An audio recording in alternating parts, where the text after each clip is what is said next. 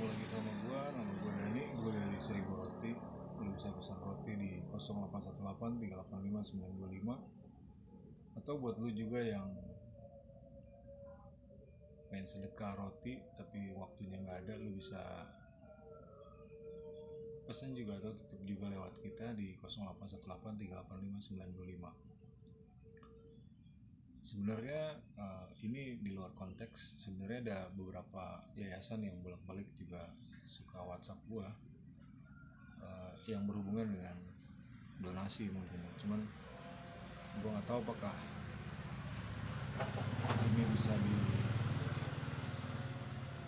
scaling atau enggak, karena yang jadi pertanyaan saat ini itu menurut gua sesuatu yang butuh verifikasi itu agak sulit untuk dibesarkan. Jadi bisa aja pakai fitur WhatsApp Blast, ya kita bisa bantu mereka lewat aplikasi ya, entah WhatsApp Blast, entah lewat SMS, entah lewat email.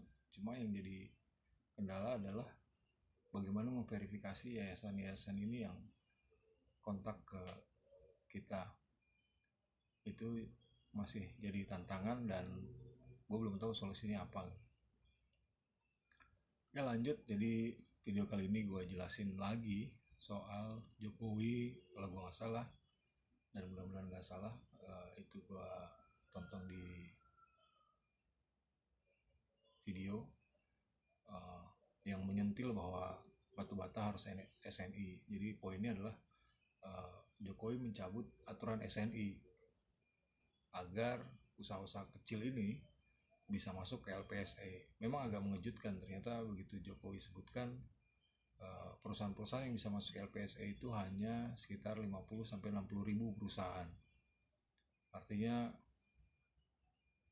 jumlahnya terlalu kecil. Kalau SME bisa masuk, atau Small Medium Enterprise, atau UKM atau UMKM itu bisa masuk LPSE, mungkin jumlahnya bisa jauh lebih banyak.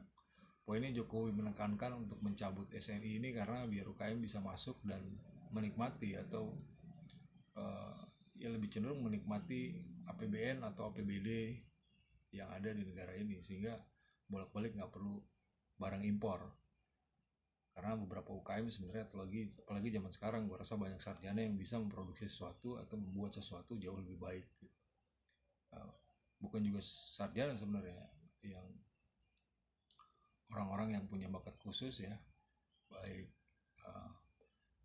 yang punya pendidikan non sarjana gitu ya, entah SMA, entah SMP, SD, gue nggak tahu lah ya berapa banyak orang ini yang bisa memproduksi sebuah produk dengan hasil yang bagus. Gue nggak punya datanya.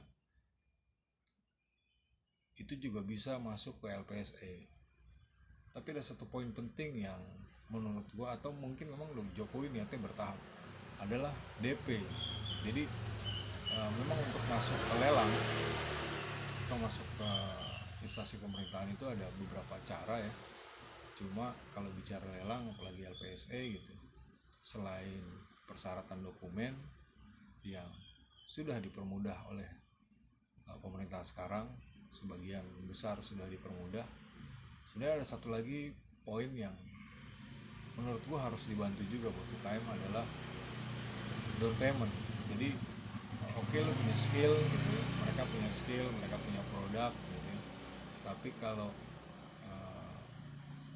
sistemnya khususnya untuk yang mungkin yang kecil-kecil ya, PL gitu ya, pendidikan langsung, yang angkanya kalau gua nggak salah sekarang naik jadi 200 juta ke bawah itu bisa penunjukan langsung.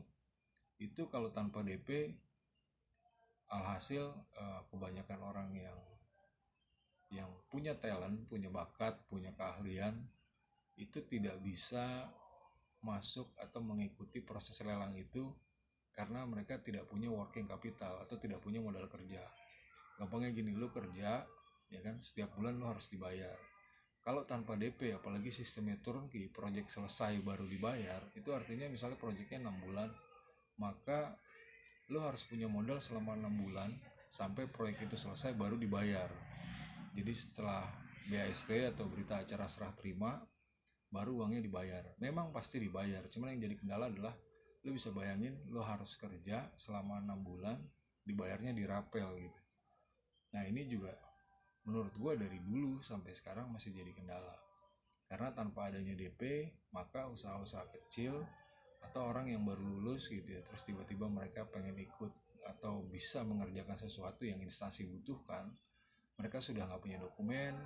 Sekarang sudah dipermudah, mereka mungkin punya dokumen. Setelah itu mereka harus melalui satu tahap, yaitu modal kerja. Karena tanpa modal kerja ya sebagian besar, apalagi yang risk averse ya, artinya yang mungkin dalam kondisi keluarganya tidak memungkinkan atau yang menghindari resiko gitu ya, atau yang pas-pasan, atau yang mungkin punya keluarganya punya uang tapi tidak, orang tuanya lebih cenderung untuk ya lu cari sendiri deh gimana caranya, itu mereka nggak bisa juga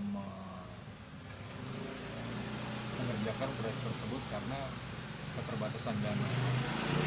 Jadi balik lagi, DP 0% ini bukan soal rumah tanpa DP, tapi ini pekerjaan yang di banyak instansi masih menggunakan sistem tanpa DP.